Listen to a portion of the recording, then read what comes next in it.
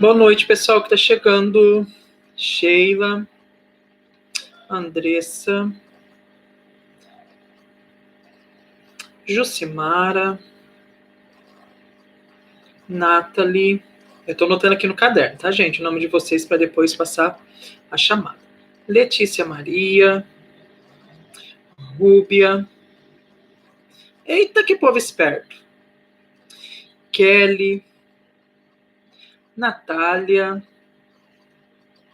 Pessoal, vai me dizendo aí se vocês estão me escutando e vendo a imagem boa.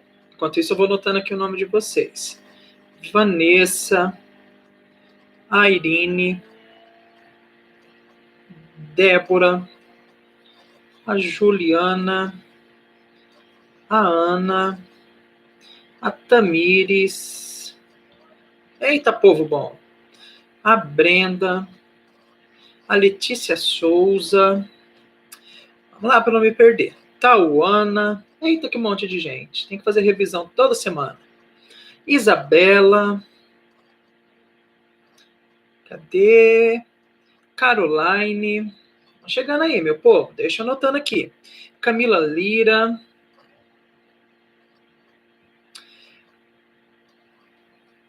Erielle. Cadê Erielle? Isso, tá todo mundo recebendo bem, que bom. Tati. Tatiane chegou. Deixa eu ver para não me perder. Cadê Tati? Sheila, tá tudo ótimo, beleza. A Maralissa e o Paulo. Deixa eu ver para não me perder. A Tati, já coloquei aqui o nome dela. A Tássila chegou. Beleza. A Maralissa e o Paulo já coloquei. Nossa, bastante gente. Tudo bem, meus amores? A Andressa Amorim também chegou.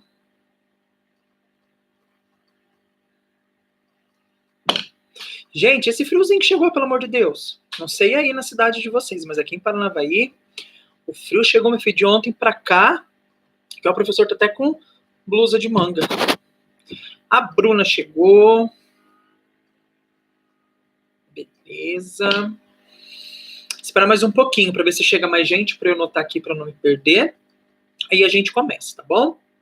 Então hoje, meus amores, já sabem que a nossa revisão vai acontecer. Vocês já receberam, cadê? A Camila Brito chegou. Acho que a nossa região tá friozinha mesmo, né? A Larissa Pacheco chegou. Beleza. Tô anotando aqui, tá, gente? Para não me perder. Vocês receberam o nosso roteirinho de estudo com 10 questões, tá? Que nós vamos abordar hoje todo o material que nós discutimos, tá bom? Renata chegou, boa noite. Então, o intuito dessa aula é fazer um resgate de todo o conteúdo. Então, para vocês já irem adiantando, se vocês puderem já ir pegando, as anotações que vocês têm no caderno do nosso primeiro dia de aula presencial, que eu passei algumas anotações, passei para vocês a estrutura do encéfalo, nós estudamos, falamos sobre os lobos, tá? Então, as primeiras questões nós vamos começar com as anotações do caderno, aí depois nós vamos aprofundar nos materiais, né, nas apostilas que eu havia passado para vocês, da autora Oliveira, que nós estamos nos norteando dela, que eu estou gostando muito dessa autora, tá? Aí vocês têm um material sobre o sistema nervoso, aí vocês têm um outro material sobre os tipos de movimento e tônus muscular, aí vocês têm o último material da nossa live aula, que é sobre a coordenação global, fina e a visomotora, tá bom? Então, são esses materiaizinhos que a gente vai conversar hoje. Quem tiver impresso, deixa reservado aí. Quem tiver salvo em algum dispositivo, ideia para ir acompanhando. Mas, como eu tenho aqui o roteirinho, as 10 questões abertas, eu vou lendo uma a uma e a gente vai conversando, tá bom? Então, pessoal, a ideia é conforme as questões vão surgindo. Eu vou relembrando aqui com vocês né, falando onde que estão os apontamentos, onde que deveria estar, né, eu não sei como que vocês se organizaram, se vocês fizeram anotação em caderno e tudo mais. Bianca chegou. A Camila Brito eu já havia marcado, tá, Camila, o seu nome. Eu não sei como que vocês se organizaram no estudo, com anotação, enfim, mas agora é hora da gente pegar tudo isso para se organizar. Porque na semana que vem, na quarta-feira, dia 22, vai ser a primeira avaliação de vocês, justamente da minha disciplina. Eu não sei como que os outros professores já foram orientando vocês, mas sobre avaliação, o que nós estamos entendendo até agora é que na quarta-feira que vem, quando vocês forem fazer a primeira avaliação de psicomotricidade, nós vamos fazer novamente mais uma conversa, tá? Para poder tirar dúvidas que ainda existam sobre o conteúdo.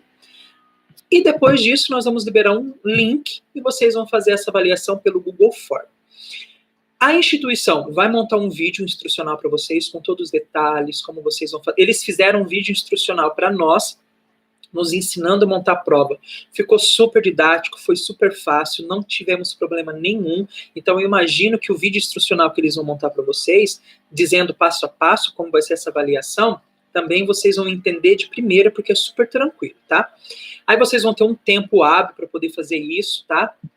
Não sei se parece que vai ser 24 horas, então vocês vão ter um tempo, vocês vão fazer na casa de vocês, vocês vão ter acesso a todo esse material, as videoaulas, as lives, enfim. Então vai ser um momento bem confortável, obviamente, para poder atender a demanda dessa nova realidade, né, dessas aulas virtuais que nós estamos tendo. Mas nós, eu imagino, né, que todos os meus colegas, outros professores, e eu mesmo, nós estamos fazendo o máximo possível para poder trazer qualidade e não desamparar vocês em nenhum sentido, tá bom? O meu WhatsApp está disponível, tem alguns alunos que estão conversando comigo, eu estou respondendo eles, fiquem à vontade, tá? Mas eu imagino que pelo andamento das nossas lives, aula, enfim, né, pela participação e contribuição de vocês nessas nossas conversas, eu vejo que nós estamos indo para o caminho certo, tá bom? Estou bem contente com isso. Então deixa eu anotar aqui que a Michelle chegou. Boa noite, Michelle. Aí vocês vão fazer a avaliação, tudo bonitinho. Aí vocês receberam também, se eu não me engano, foi ontem, um vídeo do Daniel, né, o nosso diretor de ensino, né, falando já sobre essa avaliação, né, o aluno que não conseguir ter acesso ou não conseguir tirar uma nota boa, que eu acho difícil vocês não tirarem, né, por todas essas condições que nós estamos oferecendo para vocês, tá, ainda mais podendo fazer consulta em casa, com material, com videoaula, enfim, ainda vai ter oportunidade de fazer substitutiva, quando nós voltarmos para a aula presencial, que em nome... Ai, meu Deus, será que é a internet? Será que sou eu? Vão conversando aí comigo, gente. Na hora que destravar, vocês vão me falando.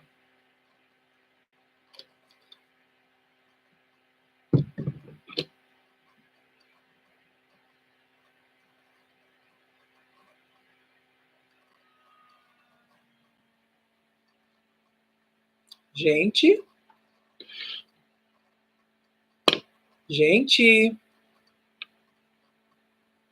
Voltou para todo mundo? Vocês estão me ouvindo? É problema de conexão, será? Voltou? Ai, tem um monte de gente falando que voltou. Gente, vocês não me assustam, não. É problema de internet. Vou até abrir a porta aqui para a conexão chegar.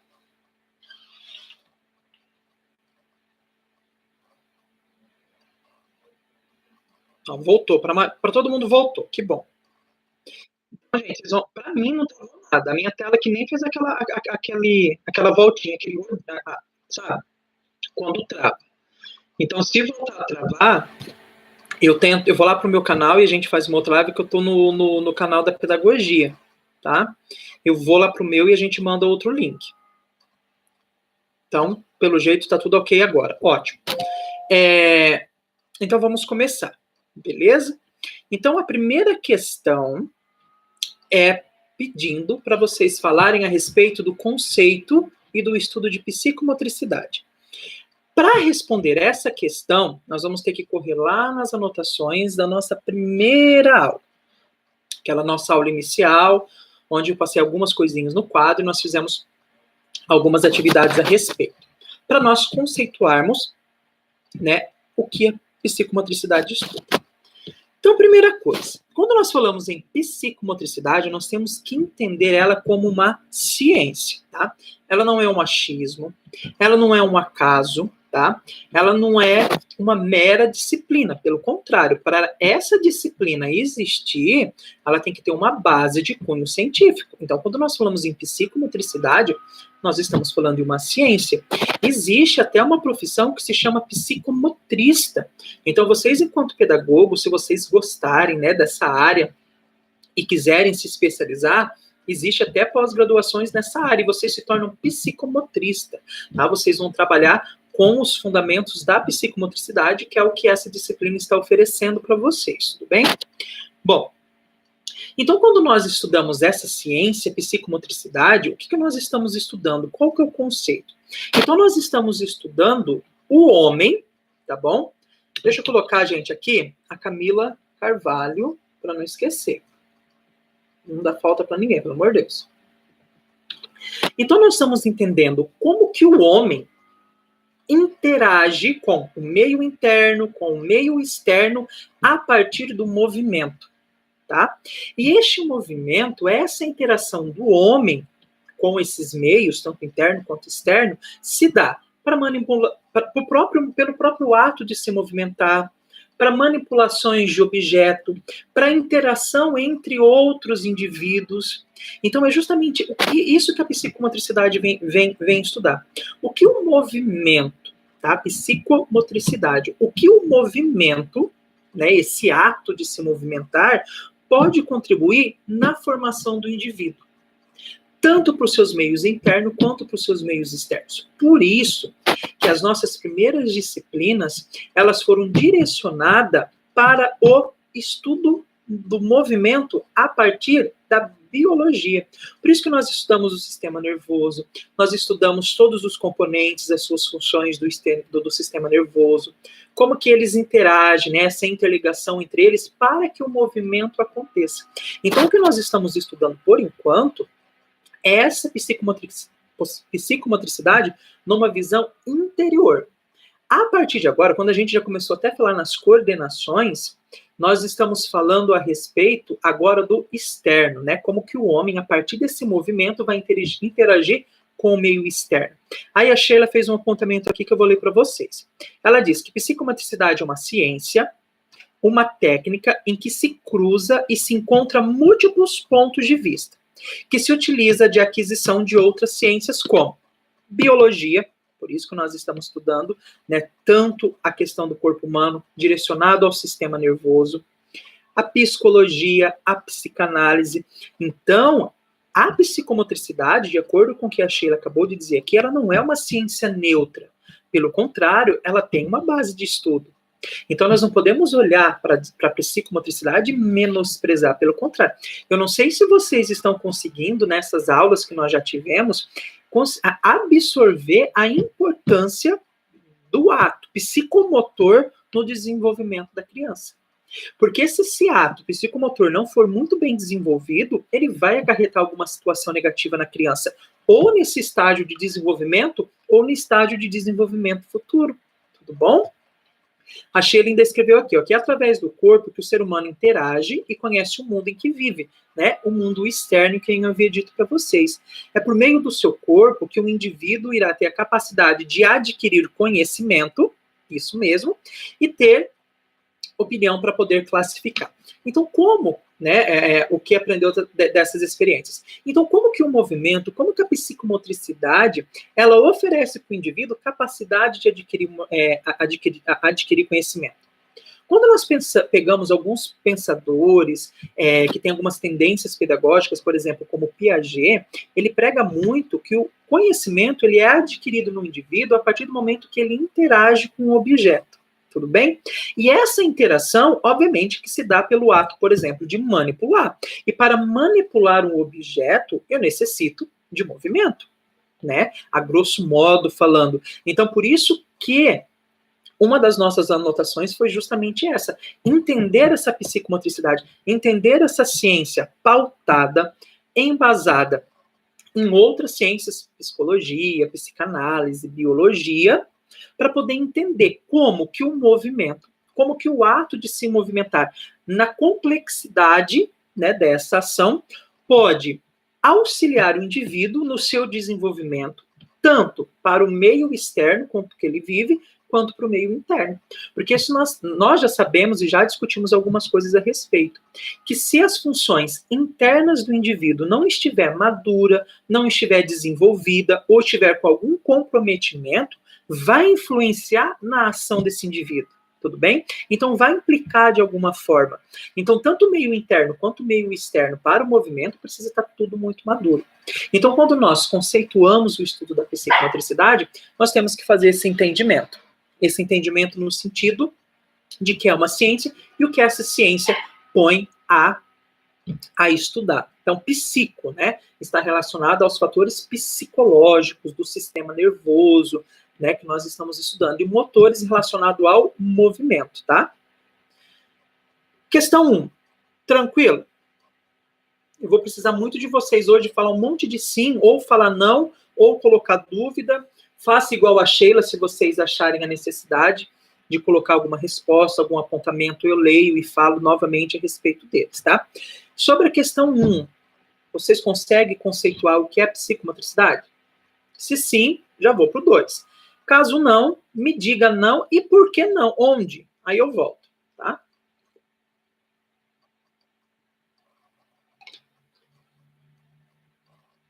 Respondem o professor aí de vocês. Se conseguiu fazer a primeira, me fala sim, sim, sim. Se não conseguiu, me fala onde. Aí eu tento voltar. Um monte de sim tá subindo. Que bom, fico muito feliz. Aí nós já vamos se organizando para a questão 2, tá?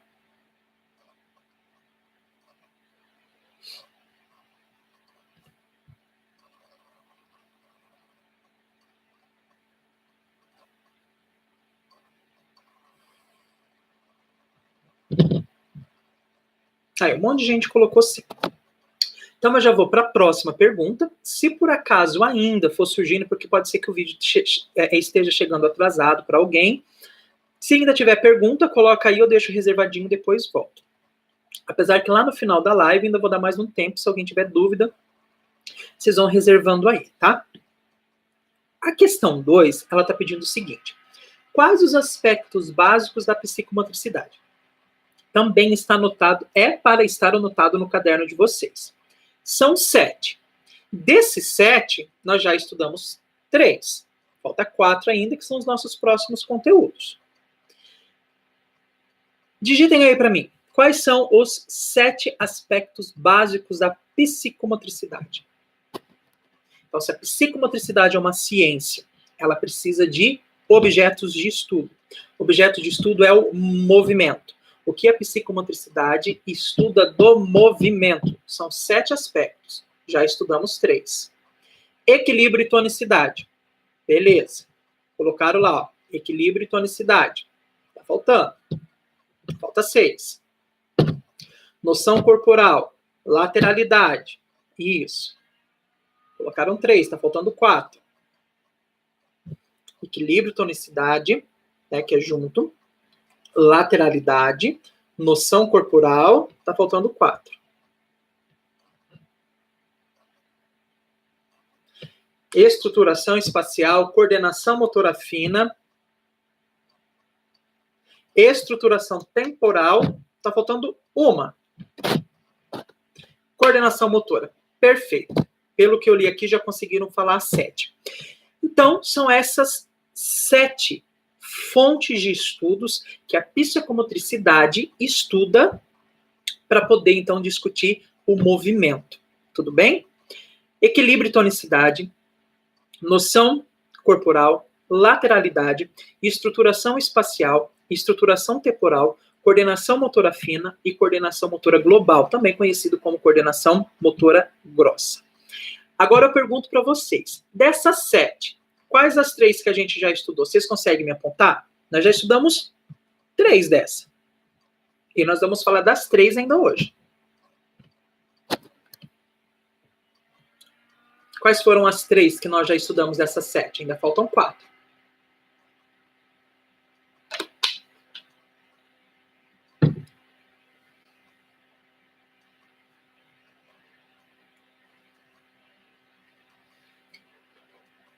Vamos lá, quais foram os três aspectos básicos da psicomotricidade que nós já estudamos dessas 7? Já estudamos coordenação global? Já estudamos. Camila Lira já acertou 1. Faltam 2 ainda que nós já estudamos. As outras 4 nós vamos estudar aí no segundo bimestre.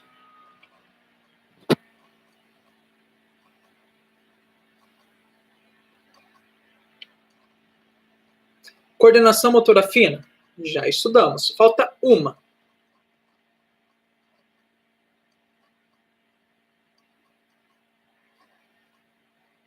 Coordenação motora fina, nós já estudamos. Falta 1.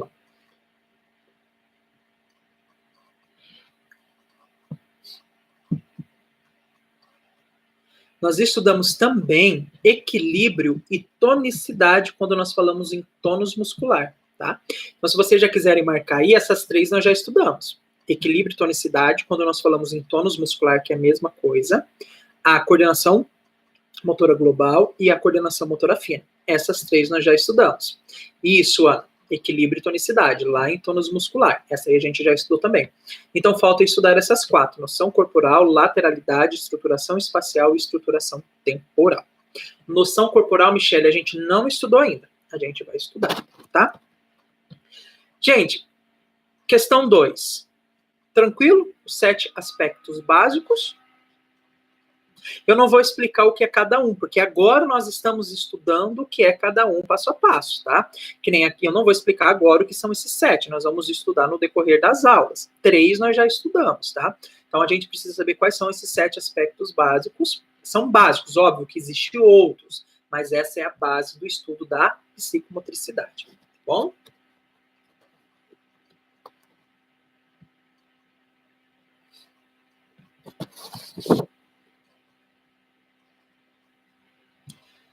Então, tranquilo? Então, vamos para a questão 3. Mariana chegou, deixa eu anotar aqui. Boa noite, Mariana.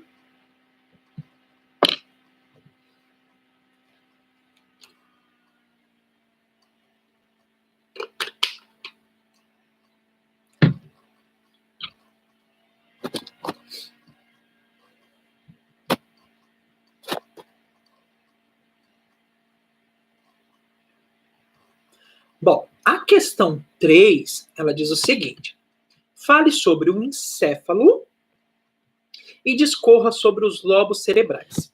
Aí, quem estava lá na primeira aula, tem essa imagem aqui, ó. Lembra dela? A imagem do encéfalo. Quem estava lá na primeira aula, eu tô aqui, gente. Quem estava na primeira aula recebeu esse encéfalo aqui, tá? Aí vocês pintaram, né, os lobos cerebrais, os 4 lobos cerebrais, e fizeram uma pesquisa a respeito das características, das funções desses lobos aqui. Deixa eu escrever que a Giovana chegou aqui.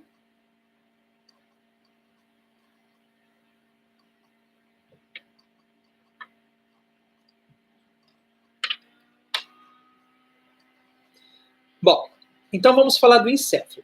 Imagino que todo mundo tem esse desenho aqui, ó. Então, o encéfalo, ele é composto por 3 estruturas básicas. O cérebro, que é onde tem essa aqui, ó. A maior porção do encéfalo é o cérebro. O cerebelo, que tá aqui, ó, com esses espinhos. E aqui nós temos o tronco encefálico, que faz a conexão aí do encéfalo com a medula espinhal, que vai vir logo abaixo, levando essas informações aí do sistema nervoso para o resto do corpo, tá bom? Então, cérebro, cerebelo e tronco encefálico. Óbvio que todos eles têm a sua contribuição essencial para que o movimento aconteça, tá bom? Porém, o cerebelo, eu não sei se vocês lembram lá naquela aula que nós tivemos do sistema nervoso central. O cerebelo, ele faz a coordenação dos movimentos, lembra? A importância dele. E também participa no equilíbrio do corpo. Também faz o controle do tônus muscular. Ele ajuda a manter a postura corporal para cada movimento. Então, todas as estruturas têm a sua função, mas o cerebelo tem uma função muito importante para que o movimento aconteça. Obviamente que o cérebro também, não é? Tem a sua importância, né? Nele que estão ali os lobos, que a gente vai falar deles daqui a pouquinho, tá bom? E o tronco encefálico, né, que é essa extensãozinha aqui, que vai fazer justamente a ligação do cérebro com a medula espinhal, que é a outra parte também do sistema nervoso. Ele transmite os impulsos nervosos também para o cerebelo.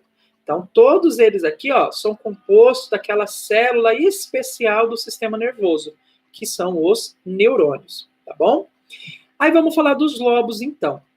Então, logo aqui à frente, né, bem próximo da testa, estendendo aqui para o meio da caixa craniana, nós temos o lobo frontal, tá bom?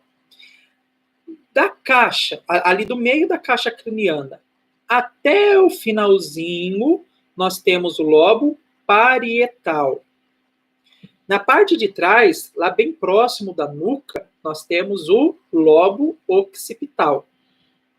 E bem próximo aqui do aparelho auditivo, nós temos o lobo temporal. Então, nós temos os 4 lobos. Beleza? Bom, funções principais. Então, o lobo frontal, funções principais, entre outras, que ele tem. Ele ajuda na coordenação motora, ele ajuda na concentração, ele ajuda na memória, ele ajuda na atenção. Quando vocês forem estudar, ou vocês já estudaram, eu não sei, a questão da educação especial, vocês vão ver que o aluno que tem transtorno de déficit de atenção, ele tem algum tipo de comprometimento aqui nesse lobo frontal. Porque é aqui que está a atenção, aqui que está a concentração, aqui que está a memória, tá? Então, ele auxilia no movimento, o lobo frontal. O lobo parietal é aquele responsável pelas percepções, tá bom? E pelas sensações, pelo tato, tá? Pela sensibilidade, pela percepção de espaço, por exemplo. É ele o responsável. O lobo occipital é aquele responsável por toda a dinâmica da visão. Gente, olha só que interessante. Né? O olho está aqui na frente, né? Os nossos 2 olhos. E olha só onde que a informação tem que chegar lá no final do cérebro para a interpretação ser feita. Porque o lobo occipital responsável pela visão está lá próximo da nuca. E aqui do lado da nossa caixa auditiva, nós temos o lobo temporal, responsável também por toda a dinâmica da audição, né, da escuta. Que nem eu disse para vocês, existem outras funções, mas nós vamos focar nessas funções, tá bom? Do lobo frontal, lobo parietal, occipital e o lobo temporal. Então, dependendo de um acidente que o indivíduo tenha, dependendo da região onde tiver algum tipo de comprometimento, algum tipo de hematoma, algum tipo de prejuízo, é justamente na ação que o indivíduo vai sofrer, tá bom? Então, falamos aqui dos 4 lobos temporal, que compõem aqui o cérebro, que junto com o cerebelo e o tronco encefálico, forma o encéfalo, que é um dos componentes do sistema nervoso central, juntamente com a medula espinhal, que é toda aquela coluna que nós temos lá nas costas, que desce até a nossa bacia. Tudo bem? Voltei. Meus amores, sobre a questão 3, encéfalo, e sobre os lobos cerebrais. Tranquilo?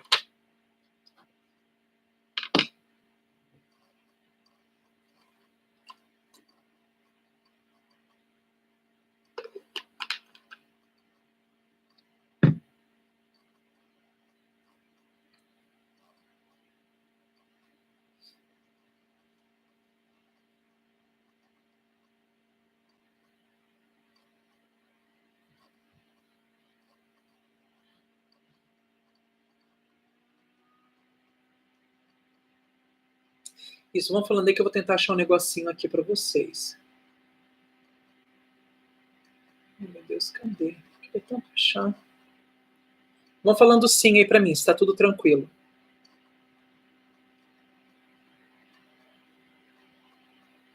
Bom, Então aí, eu tive uma ideia aqui, deixa eu ver se eu consigo achar, tá?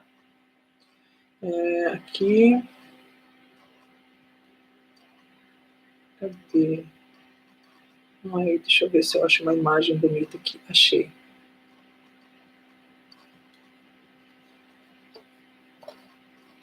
Então, gente, ó, aqui, deixa eu ver se eu consigo. Ó, aqui nós temos a imagem do sistema nervoso central.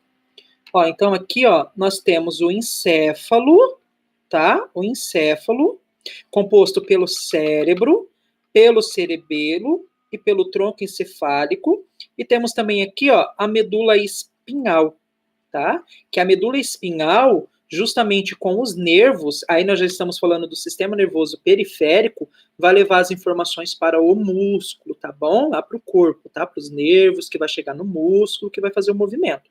Então, quando fala em sistema nervoso central, nós estamos falando dessa estrutura: encéfalo, com seus 3 componentes, e medula espinhal, cada um com a sua função, tá? Então, qual que é a função lá da medula espinhal? A função da medula espinhal é estabelecer a comunicação entre o corpo, né, a partir lá dos nervos que eu havia dito para vocês, e o sistema nervoso central, né, levar essas informações, tá bom? E também age no reflexo, ok? Aqui no cérebro, né, aqui na parte externa aqui dele, nós temos o córtex cerebral, lá no cérebro, que é formado lá pelaquela massa cinzenta, né, que nós chamamos de massa cinzenta, que tem toda a constituição do corpo celular dos neurônios, né? Então, por isso que as grandes sinapses acontecem aqui no cérebro, né? Porque os neurônios estão aqui e a sinapse acontece nos neurônios, né? Então, o que são os neurônios? São as células especializadas do sistema nervoso, que é quem recebe e conduz os estímulos, tá bom? Passando de um neurônio para o outro até essa informação chegar aonde é necessário para que o movimento aconteça.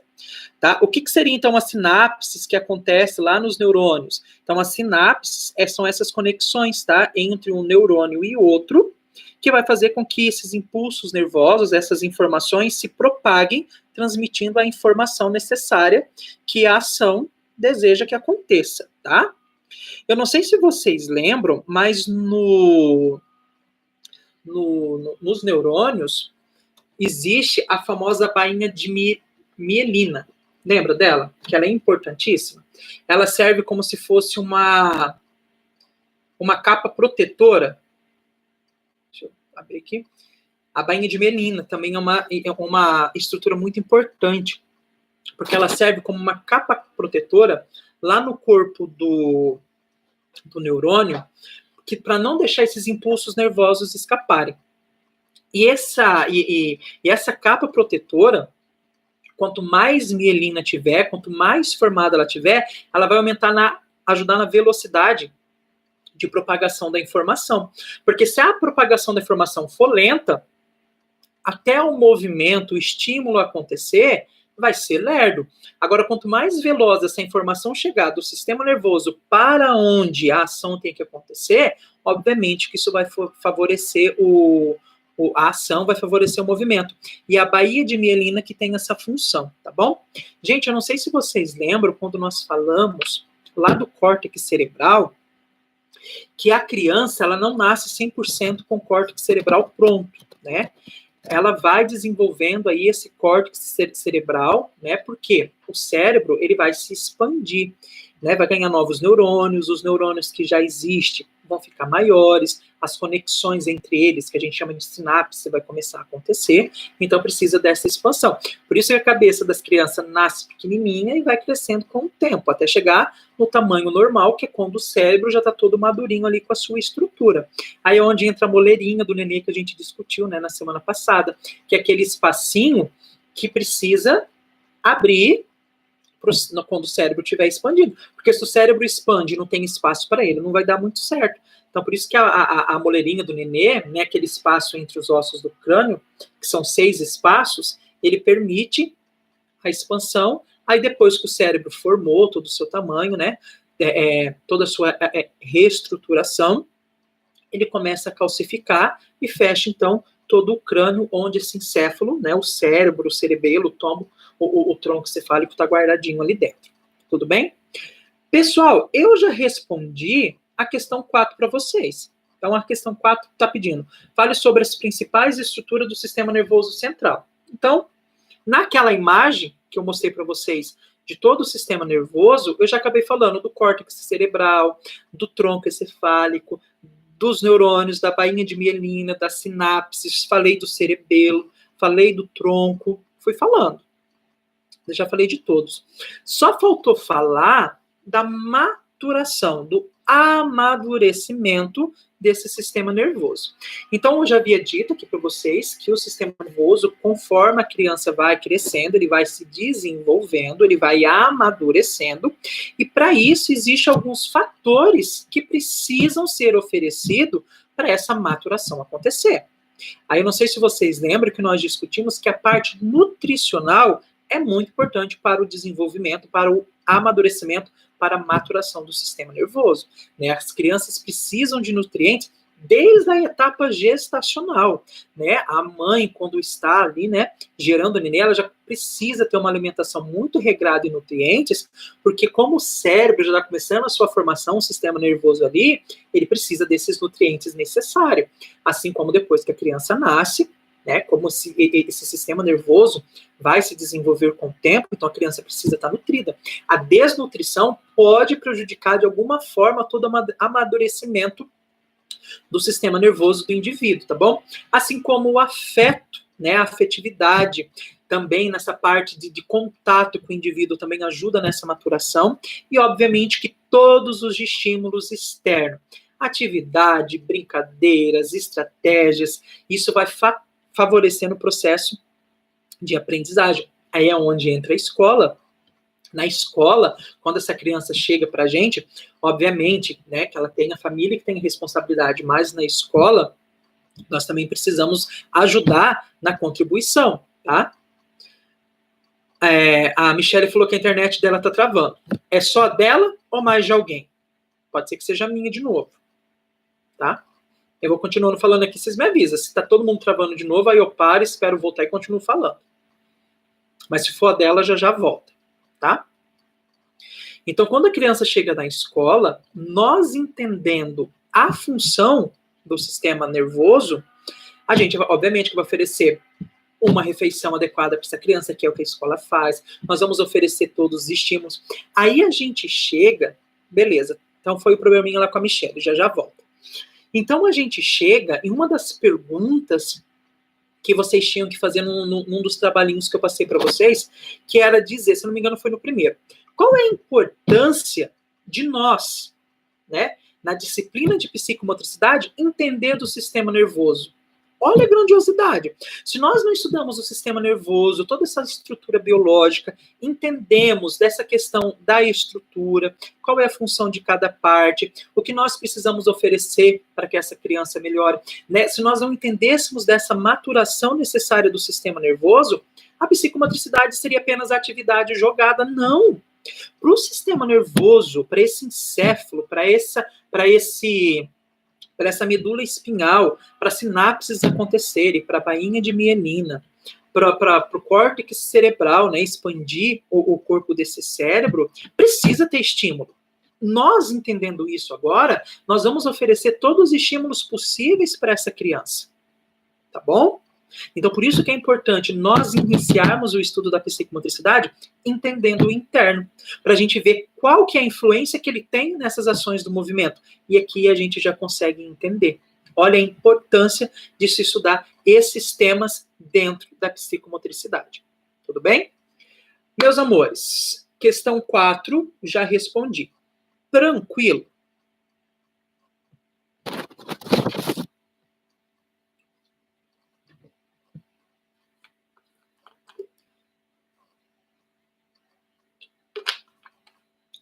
Questão 4, tranquilo, pessoas?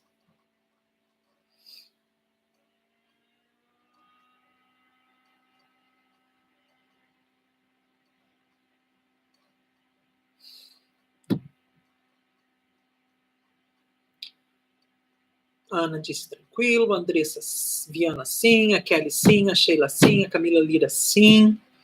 E para os demais? Questão 4. Quando eu falei de toda essa estrutura e as suas funções do sistema nervoso. Tranquilo? Se precisar voltar em mais algum, vocês me avisam qual. Aí eu volto e tento procurar outra forma de falar. Tá bom? Ou pode ser que travou, pode ser que perdeu a atenção em alguma coisa e não escutou, né? Precisou correr para apagar uma panela no fogão, precisou correr para socorrer uma criança. Pergunta aí que eu falo de novo. Ou vai anotando aí no final, na hora que acabar que eu ficar disponível para isso, vocês conversam comigo, tá bom? Porque lá no finalzinho, se ninguém tiver dúvida, já começa a ser dispensado. Aí eu fico aqui disponível para poder conversar com quem ainda tem dúvida, tá? Vamos falar da questão 5 então, tá? Pela minha chamada, ó, quer ver? 1, 2, 3, 4, 5, 6, 7, 8, 9, 10, 11, 12, 13, 14, 15, 16, 17, 18. 18 mais 18, 36. Tem 36 pessoas que marcaram presença aqui. Dessas 36, 10 no máximo tá conversando comigo. Cadê as outras 26 bonitas? Ou bonito? Cadê vocês? A Maralice ali tá com o bonito, que a Maralice e o Paulo estão assistindo junto hoje. Então, quando eu vejo a Maralice, eu já conto os dois. Ai, ai, ai, vocês outros, viu? Deixa aí ligado e vai fazer outra coisa. É revisão. Coloca um monte de sim aí pro tio, que o tio fica feliz. Bom, vou falar dos músculos agora, tá bom? Que é a questão 5 do roteiro de estudos de vocês.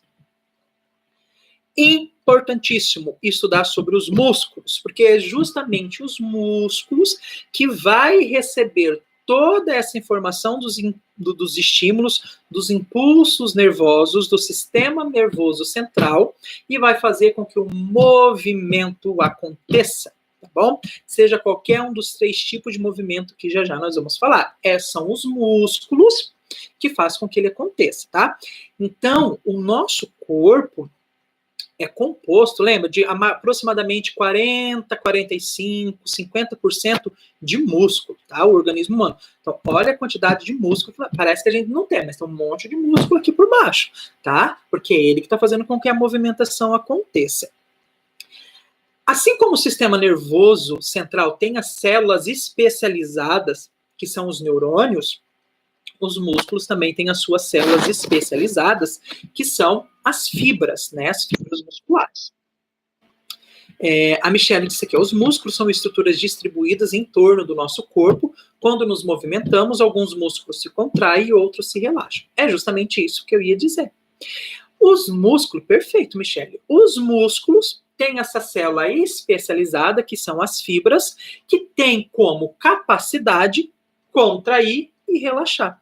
E é essa contração e relaxamento que faz com que o movimento aconteça.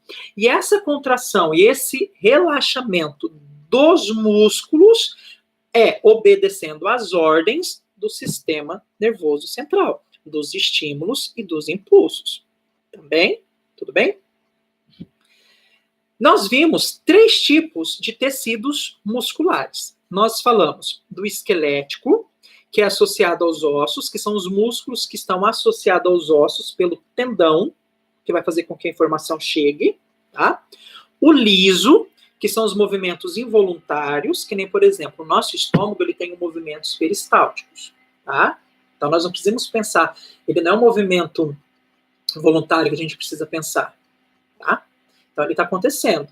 E quem está lá é o tecido muscular liso, né, que são as ações involuntárias.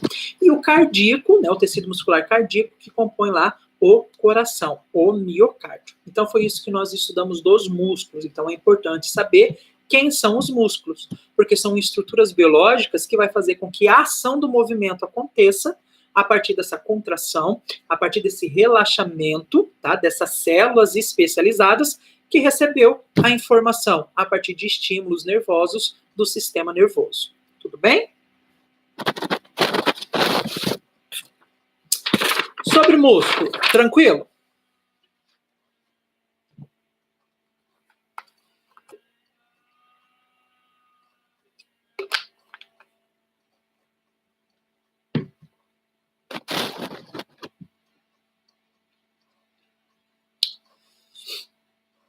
Sobre os músculos, um monte de sim, beleza. Façam as anotações necessárias aí no caderninho de vocês, tá? Depois, se quiserem, né, assistam, revejam o vídeo e vai anotando essas informações, que elas são bem interessantes, tá? Agora, nós vamos falar dos tipos de movimento lá na questão 6, tá bom? Então, os movimentos, nós já sabemos que ele é coordenado pelo sistema nervoso central, a partir da contração e do relaxamento dos músculos, tudo bem? E quais são esses 3 tipos de movimento? Movimento voluntário, movimento reflexo e o movimento automático, tá? Então, ali a questão 6, quais são os 3 tipos de movimento estudado? Sheila falou lá, movimento voluntário, também tem o movimento reflexo e também tem o movimento automático.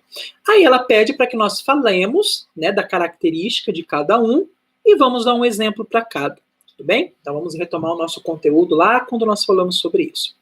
Então o movimento voluntário, ele depende da nossa vontade.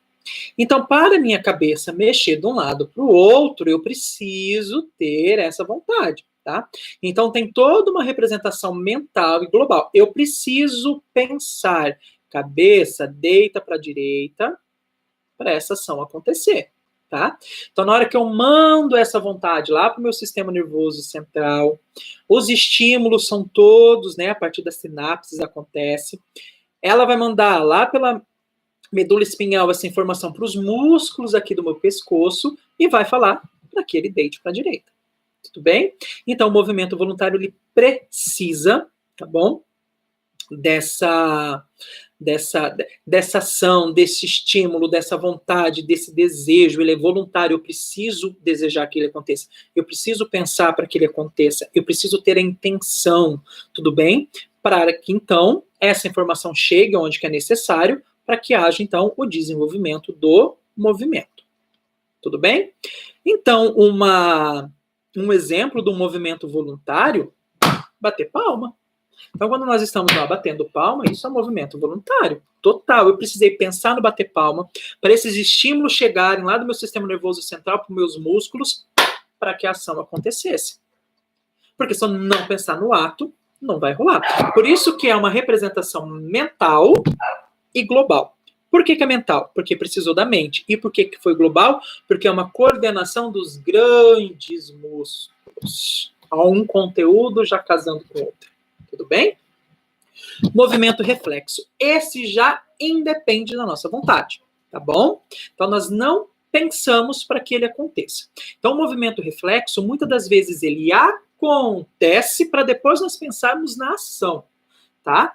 É a mesma coisa que nós que eu estiver aqui dando minha aula, vem alguém aqui do nada e dá um grito. Eu vou levar um susto, né? Então, ó, eu vou pular para trás, né? O meu corpo vai saltar, os meus braços podem se estender. E eu não pensei nisso. Foi uma ação reflexa do meu corpo, né? O meu corpo correspondeu a esse tipo de ação.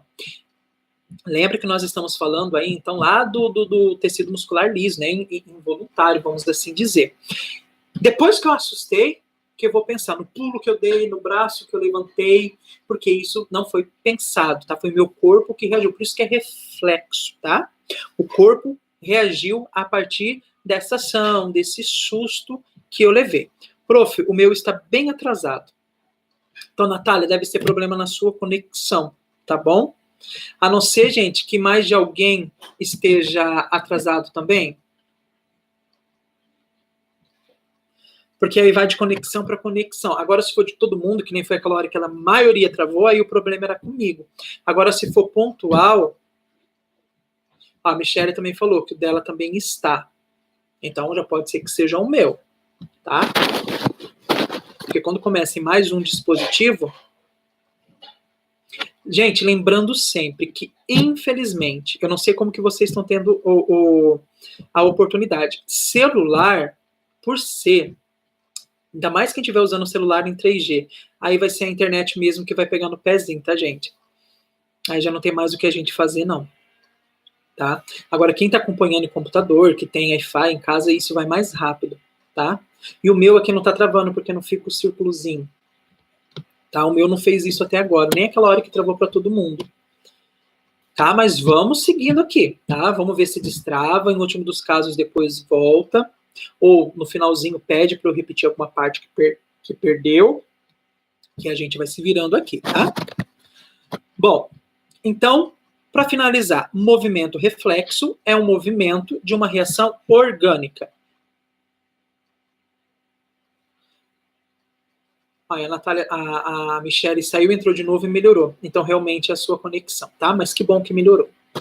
Meus amores, então é uma reação orgânica, é do organismo, já não é das suas ações mentais e globais, porque você não pensou nisso. Foi o organismo que reagiu para que esse movimento acontecesse, tá? Então, levar um susto, né? A ação corporal de um susto é um exemplo clássico do movimento reflexo, tá? Eu sempre vou insistir nesse exemplo.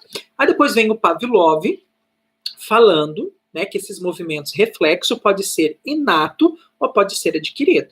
Inato, a gente não precisa aprendê-los, tá bom? Esses movimentos reflexo vai acontecer sem a gente aprender. E esses reflexos inatos repetitivos, ele pode se tornar um reflexo adquirido, tá? Só para poder complementar aqui o estudo do movimento reflexo. O que é importante vocês saberem do movimento reflexo, que ele é um movimento involuntário, que ele não depende da nossa vontade e que é uma reação orgânica do corpo. Ocorre sem a nossa intenção, sem o nosso desejo, sem a nossa necessidade. É uma resposta do corpo a algum estímulo externo, sem precisar passar por toda essa questão de pensar no ato, tá? Tratando do movimento reflexo e usando um exemplo para o susto, já é o suficiente. Movimento automático. Então, agora, o movimento automático, nós sabemos que ele é uma prática, né, exercícios repetitivos, tá, de um movimento voluntário que você vai praticar ele tanto, você vai exercitar ele tanto, tá? Você vai repetir ele tanto que isso vai virar um movimento automático. Então, nunca esqueça que para o movimento automático existir, ele precisou passar pelo movimento voluntário, precisou ser ensinado. Depois de tão internalizado que essa repetição, que essa prática foi, tá? Ele se tornou automático. É o exemplo de tocar um instrumento. Inicialmente, tem que ser voluntário, você tem que pensar muito, você tem que requerer muita energia para poder fazer o treino, para ver onde a mão vai, aonde vem, para esse instrumento você tocar. Isso vai virar tão contínuo, né, uma rotina tão prática na sua vida, que vai chegar um momento que essas conexões mentais e globais, ela não vai precisar de tanta energia, porque isso está tão automático, está tão técnico no seu corpo, que você faz sem precisar pensar. Mas não é um movimento involuntário. É um movimento voluntário que se tornou prático. Aí ele virou um movimento automático. Então, tocar um instrumento, eu imagino que seja um exemplo clássico para a gente definir. Andar de bicicleta é a mesma coisa. Dirigir é a mesma coisa. Pilotar uma moto é a mesma coisa. No início, a gente precisa prestar muita atenção, né, para poder aprender. Depois, praticando tanto, isso virando parte da nossa rotina, a gente vai, que faz que a gente nem pensa. Tudo bem? Isso seria o movimento automático.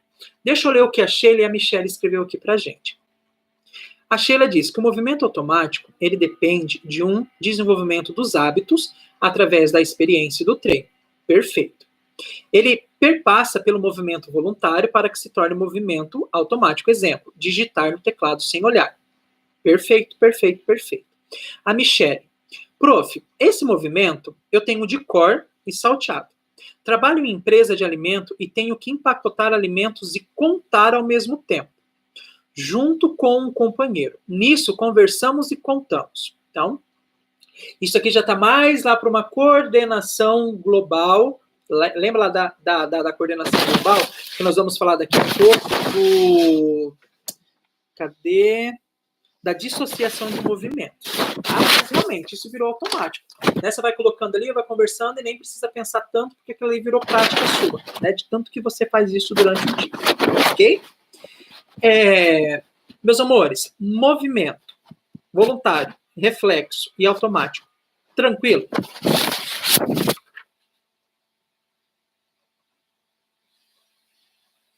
Gente, lembrando que para que esses movimentos, né, aconteçam, obviamente que precisa de todo um esquema do sistema nervoso central, nós, enquanto professores, conseguimos, né, estimular cada vez mais que ele aconteça, tá? Então, a partir de estratégias, de dinâmicas, de atividades, a gente consegue fazer com que esse tipo de movimento vão ficando cada vez mais aprimorado. O reflexo nem tanto, tá? Porque ele é involuntário. Mas o voluntário, e principalmente para se tornar automático, a nossa função de professor, ela é determinante nesse sentido, tá? Vou agora para a questão 7. Eu vou falar agora do tônus muscular, tá? Então, o que vocês precisam saber de tônus muscular? Então, nós sabemos que o músculo, lá a partir daquela sua célula especializada, as fibras, se contrai e se relaxa a partir dos estímulos nervosos que o sistema nervoso manda. Porém, quando você não está fazendo nenhum tipo de ação, estou sentado. Olha aqui, eu estou sentado, estou pleno, relaxado. Mas os meus músculos precisam ter uma contração mínima, tá? A gente diz que é um estado permanente relativo de tensão. Então, eles precisam estar minimamente contraídos, porque senão eu não consigo ficar sentado, eu vou cair de lado. Eu não vou ter esse equilíbrio, eu não vou ter essa postura. Por isso que quando nós falamos lá dos aspectos básicos no comecinho da aula, nós falamos do equilíbrio e da tonicidade junto. Porque é a tonicidade, essa tensão relativa que os músculos precisam ter, essa contração mínima, mesmo que eu não esteja pensando em nenhuma ação, para esse músculo não contrair, esse músculo não relaxar. Eu não estou pensando em nada, nenhum tipo de ação, eu estou aqui pleno, tá? Estou em pé, lá na fila do banco, de braço cruzado aqui esperando, ó, chegar a minha hora, chegar a minha vez. Obviamente que quando a gente puder sair, tá? Porque por enquanto vocês não saem, não. Tô lá de bracinho cruzado, relaxado, não estou pensando em movimento nenhum, mas não caí. Professor, por que a gente não cai se a gente não está pensando na contração do músculo? Porque existe o tônus muscular. Existe essa tensão mínima, essa tensão relativa dos seus músculos para que você fique com essa tonicidade, para que você fique em equilíbrio. Isso é o tônus muscular, tá bom? E ele é involuntário. Você não precisa pensar, tônus muscular, não me deixa cair, tônus muscular, me deixa com postura, tônus muscular, me deixa ereto aqui, ó. Você não precisa pensar, ele é involuntário, tá bom? Ele vai acontecer. Ó, sentei, não precisei pensar em tensão muscular, em tônus muscular, nada. O meu corpo já reage a isso, tá? Porque ele é involuntário, ele precisa, e ele sabe que eu preciso nessa postura. E ele, obviamente, que vai amadurecendo. Então, nós, mais uma vez, enquanto professores, a partir de estimulação, atividade, dinâmicas, estratégias, vamos fazendo com que essa criança vá desenvolvendo o seu tônus muscular.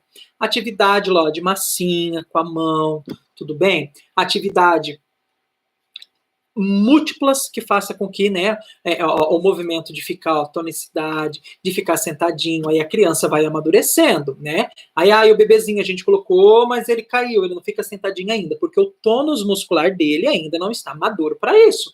Mas ele vai desenvolvendo com a sua faixa etária, né? Cada etapa do desenvolvimento da criança, ela vai desenvolvendo uma ação. Tá? Agora, se a gente pega uma criança de 3 anos e coloca ela sentada e ela cai de lado, a gente precisa ligar a anteninha do pedagogo. Tem alguma coisa errada aí com essa criança, tá? Então, o que enquanto professor a gente pode oferecer para poder melhorar? Todas as minhas estratégias, professor, eu já utilizei. Vamos procurar aí um outro profissional para nos auxiliar, um neuro, por exemplo, né? E a gente tem que pensar nessas ações. A criança, ela pode ser hipertônica ou hipotônica. Então, quando que ela é hipertônica? Quando ela tem um aumento nesse tônus muscular. Quando ele fica, o corpo relaxado, ele fica muito contraído do que o necessário. Tá? Então, uma criancinha que quando anda, o bracinho tá ali, é durinho. Porque quando a gente anda, o nosso braço ele se movimenta, né? Lá, o movimento reflexo, a gente não precisa pensar, ele está se movimentando. Mas a criança hipertônica, ela tem esse relaxamento muito contraído além do normal. Então, ela vai ficar lá com a mãozinha. Então, na hora de escrever, ela vai pegar esse lápis aqui, ó, com muita força, porque ele não tá com a tensão normal. Então, isso é uma criança hipotônica, quando diminui o tônus, é uma criança mais molinha, uma criança mais caída, uma criança que vai pegar o lápis não tem tanta força, porque esse relaxamento natural, essa tensão natural do tônus muscular está menor do que o devido. Aí tem essas duas situações. Então, nós, enquanto professores, podemos contribuir de que forma? Então, por isso que a gente tem que entender tudo isso, tá bom? Meus amores, tônus muscular, tranquilo?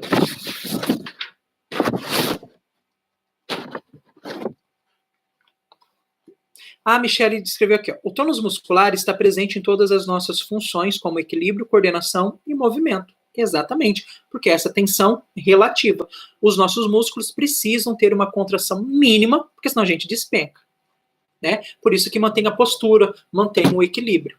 Tá?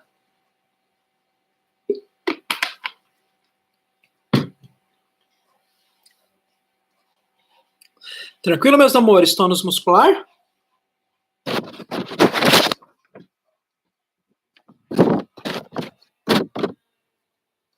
Então, falta só a gente falar de coordenação motora e uma questãozinha que eu coloquei extra aqui para vocês pensarem a respeito. Tá? Que é a última questão. Que é o geralzão de tudo isso, embora eu acho que eu já tenha respondido no decorrer da nossa fala. Então, a questão 8 e a questão 9, elas se complementam. Então, eu vou explicar as duas ao mesmo tempo, tá? Porque ele pergunta, na 8, o que é a coordenação motora, no geral.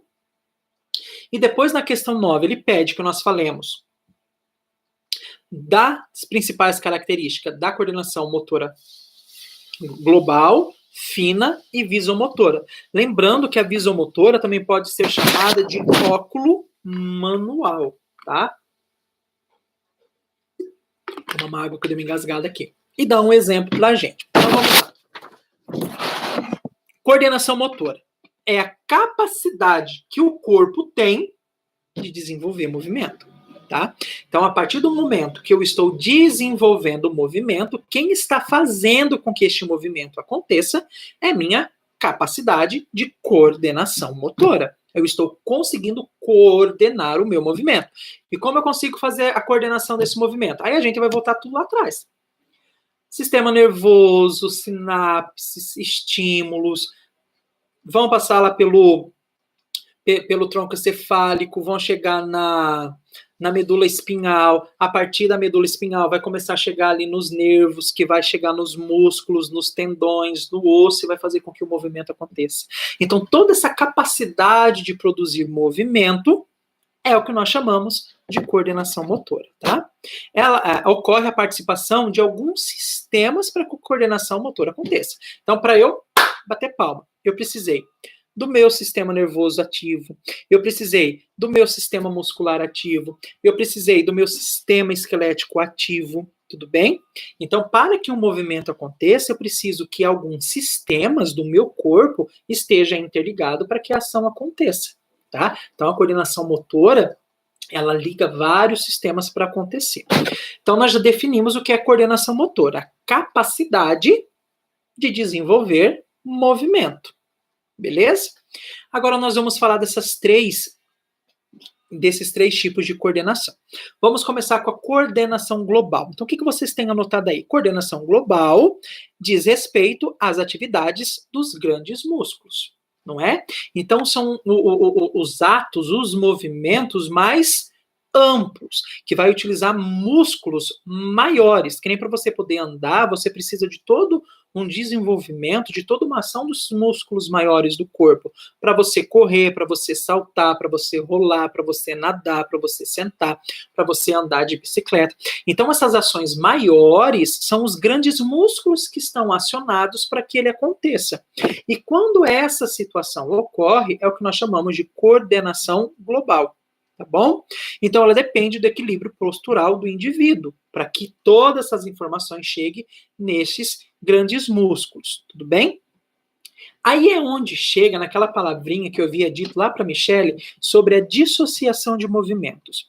É graças à coordenação global que, para fazer uma determinada ação, vários músculos do corpo ele consegue se movimentar ao mesmo tempo. Aí aquele exemplo clássico que eu dei para vocês, o tocar piano. Então, olha só, para eu fazer uma tarefa, uma ação, tocar piano, eu preciso que os músculos das minhas duas mãos, do meu corpo, dependendo da postura, lembra? Se eu tiver uma plateia, eu tenho que olhar para ele, se movimentar, fazer gestual. O pé, lá no pedal, que a Beatriz Rolim ensinou o nome lá pra gente, né, para poder controlar o som. Então, veja, vários músculos ativos em movimento para uma tarefa acontecer. Então, quando tem essa ação múltipla de músculos, a gente chama de dissociação de movimento, tudo bem? E isso se dá graças à coordenação global, ok? Coordenação fina. Então, coordenação fina agora já diz respeito aos movimentos relacionados aos pequenos músculos. Já não são movimentos amplos, são movimentos mais delicados, são movimentos mais... qual que era a palavrinha? Mais delicados, mais refinados, né? Então, quando a gente fala de coordenação fina, nós estamos focando muito no movimento manual, o famoso movimento de pinça, tudo bem?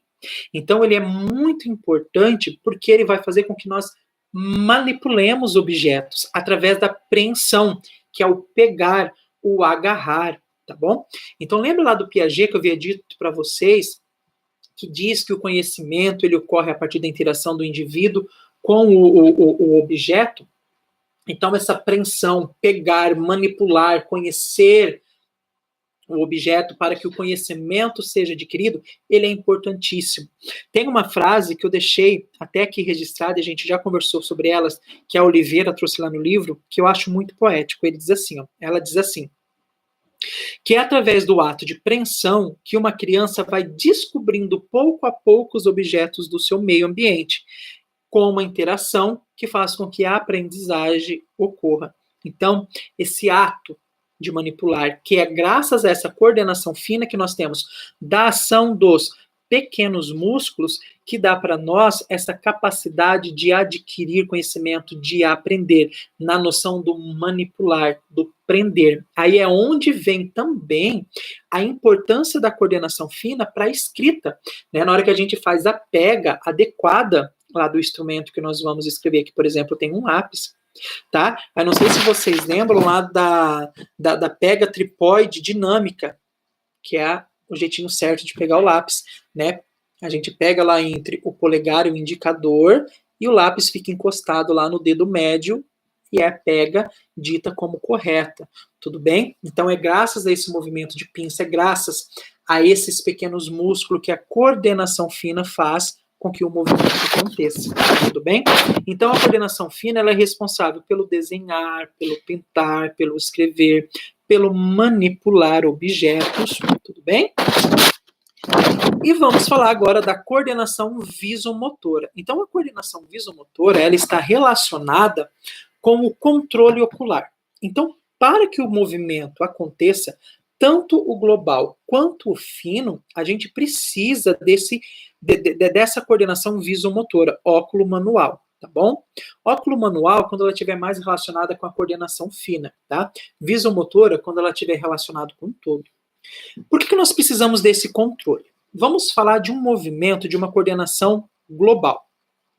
Eu preciso pegar uma bola e arremessar num alvo.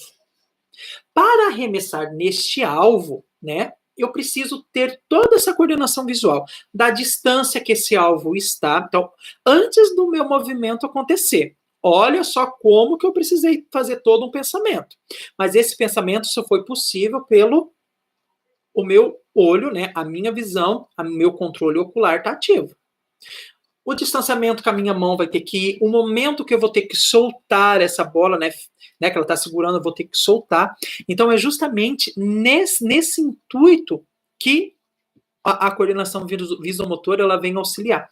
Por exemplo, num auxílio de uma coordenação fina, para poder fazer aquela famosa que eu disse para vocês, atividade de pontilhado de zigue-zague. Né? Na alfabetização a gente usa muito isso. A gente faz o pontilhadinho da letra e pede que a criança passe o lápis na linha por cima. Antes de nós fazermos a atividade, olha só como o nosso controle ocular, né? Essa questão da visão. A gente olha, primeiro faz com a cabeça todo o desenho de onde o lápis tem que passar, aí depois a gente vai, manda essa informação e faz o traçado lá em cima.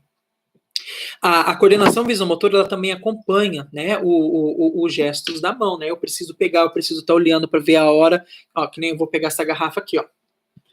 Então, para poder fazer esse movimento aqui global e fino, porque eu fiz a apreensão, primeiro a minha coordenação visomotora teve que estar ativa, porque eu tenho que ver onde que está essa garrafa para poder fazer o esticamento do meu braço, para ver a hora que eu preciso agarrar para poder fazer a apreensão.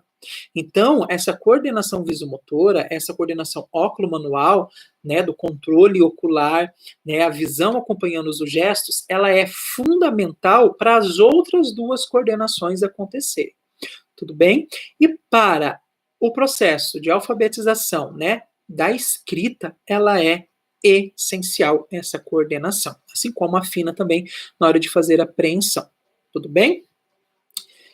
Meus amores, em relação aos 3 tipos de coordenação, tranquilo?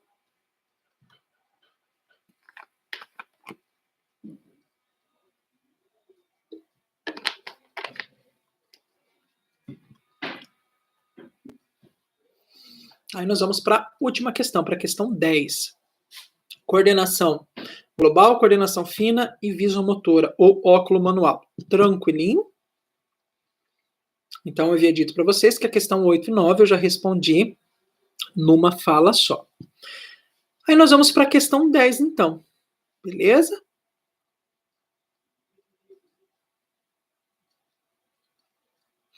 Então, a questão 10 está dizendo o seguinte. Se alguém tiver alguma dúvida, vai registrando aí. Daqui a pouco vocês perguntam.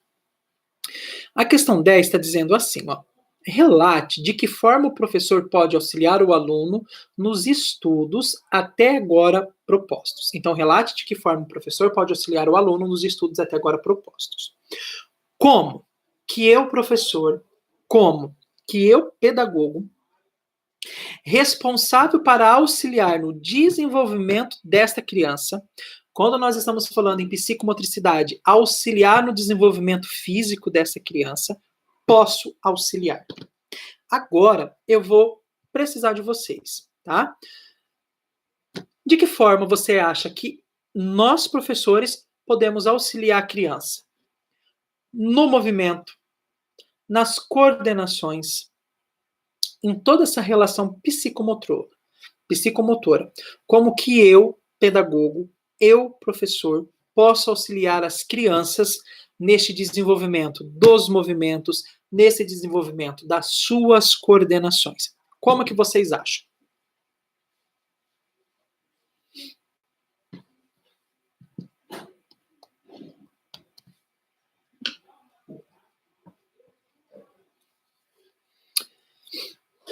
Então, essa última pergunta eu jogo aí para vocês.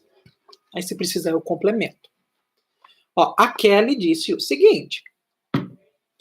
Ela disse que a gente pode auxiliar estimulando com atividades bem elaboradas, de acordo com as necessidades do aluno. Eu tiro esse ponto de interrogação, porque isso não é uma pergunta, isso é uma afirmação. Corretíssimo. Aí a Camila Lira, através de atividades estimulantes. Aí a Tauana, através de atividades lúdicas, tá fazendo bastante com a Helena, né? Ajudando no desenvolvimento dela, né? Psicomotor, a coisa mais linda do mundo. A Nathalie, através de brincadeiras para estimular, também está ajudando lá no nenezinho da Natália Carecho também, apesar que é bem pequenininho, mas já vamos começar a estimular essa criança. A Tássila, atividades práticas, lúdicas, isso mesmo. É justamente. Então, na hora que o professor, ele pega essa turminha com esses 20 alunos, ele tem que conhecer essas crianças, tá bom?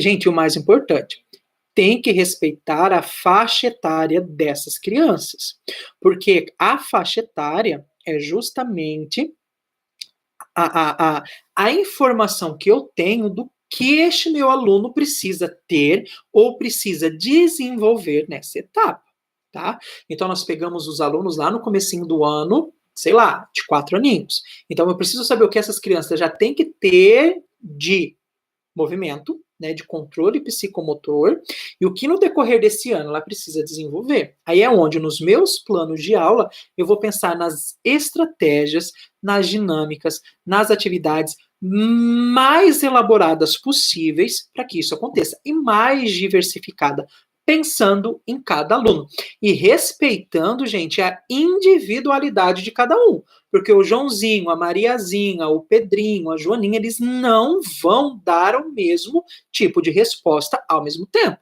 Um vai ser mais avançado, o outro vai ser menos avançado, porque a maturação ela é individual, tá bom? Deixa eu ler aqui, ó. A Sheila disse, através de atividades estimulantes, atividades lúdicas que prende a atenção deles, exatamente. E eu não lembro, aliás, eu não sei se vocês lembram, mas na nossa live, que nós falamos dos movimentos, eu havia dito que se a criança, nesse momento de estímulo, ela não quiser aprender, não tem Cristo que faça. Então, por isso tem que ser atividades bem elaboradas, que não force esse aluno, porque se forçar, ele não vai fazer. Se forçar, nós podemos estar nesse ato de forçar o aluno, podemos estar causando algum tipo de trauma, algum tipo de bloqueio neste aluno, tá? Então tem que ser passo a passo, respeitando a faixa etária, respeitando a maturação de todo esse sistema. Por isso, repito, é importante estudar a estrutura biológica do movimento. Para a gente olhar para a Mariazinha, que não está acompanhando a turma, e pensar nela como um todo, e não apenas numa ação. Tudo bem? Então, nós precisamos utilizar de todas essas cartas na manga que nós temos, porque nós somos capazes disso, porque ele está dando oportunidade para que vocês pensem, né? Nós, professores, nós temos uma visão diferenciada quando nós olhamos para o aluno, tá? E é justamente nessas avaliações, né, progressistas, diária, que nós vamos ver se os alunos estão correspondendo ou não. Então, é justamente dessa forma que vocês conseguiram relatar muito bem. Dúvidas? Dúvidas ou está tudo tranquilo?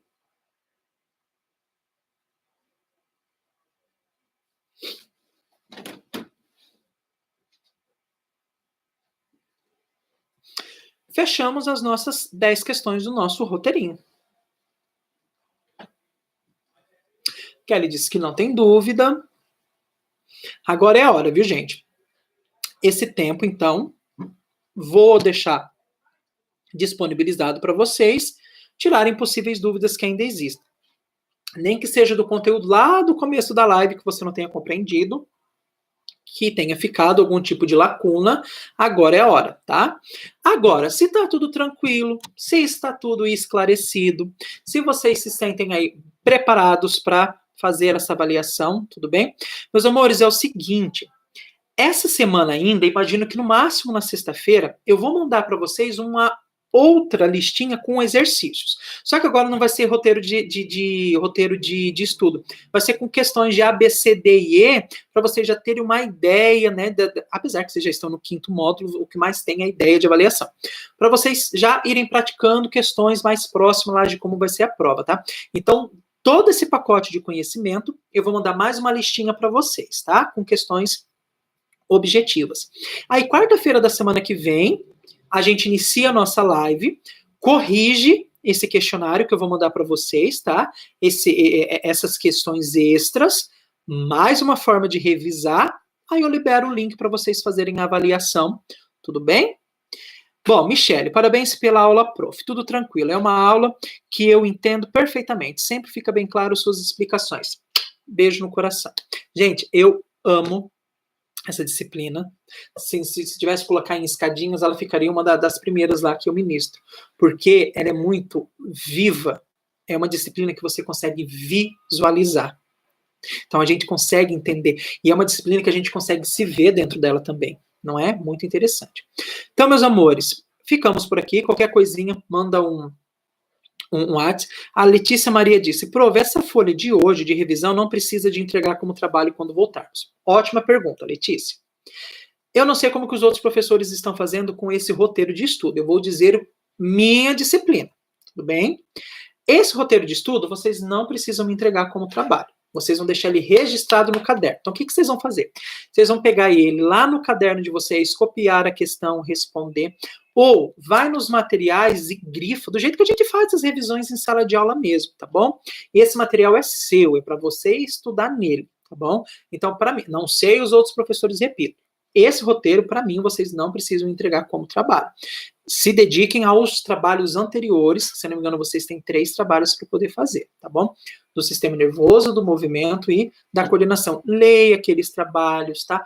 Pensem neles com mais cuidado de novo, porque eles também são conteúdo de prova, e eu falei sobre eles de novo aqui. Então, se vocês não fizeram ou ainda estavam com dúvida nele, tenta pescar alguma coisa. Gente, outra coisa, se tem dúvida, por favor, me manda algum tipo de WhatsApp, tá? Me manda. Tem aluno que está me chamando, conversando, tirando dúvidas pequenas. Estamos aí para isso, tá bom? Então, não fiquem com dúvidas, não se tranque dentro dessas dúvidas, pelo amor de Deus, tá? Bom, meus amores, se tiver tudo tranquilo, me despeço, tá? Beijo, abraço, saudades de vocês. Vamos rezar, torcer, nos cuidar o máximo possível, né? Espero que nos vemos aí o mais rápido que puder. Vou ficar mais um pouquinho aqui para, se algum aluno tiver com dúvida, manda aqui, a gente conversa mais um pouco. Agora, os alunos que estiver tudo tranquilo, despeço vocês da aula. Pode ir para o intervalo de vocês, tá bom? Beijo.